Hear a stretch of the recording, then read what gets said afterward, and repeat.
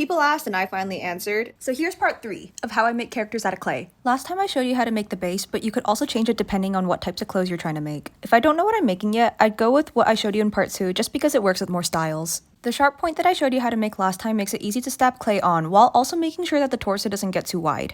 Instead of trying to sculpt everything perfectly with the perfect amount of clay, I'm always cutting off extra clay with my X-Acto knife or adding clay and blending it in with my needle tool.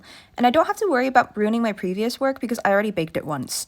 If you have trouble blending things in seamlessly, you can also use some rubbing alcohol and a brush to help you, but I'm usually good with just a needle. And for any non-textural details, I would just paint them on after with some acrylic paint because it's just so much easier that way. And for the edges of clothing, I think it's the easiest to add a thin snake of clay exactly where you need it and then blend it into the rest of your clay. And to make clothing wrinkles, just roll your needle tool wherever you need it. And then sleeves are just made with teardrops that are cut at a rather extreme angle so they lay flat against the body. Cut it at different angles to experiment with posing. And then I always just make my hands with flesh-colored balls of clay.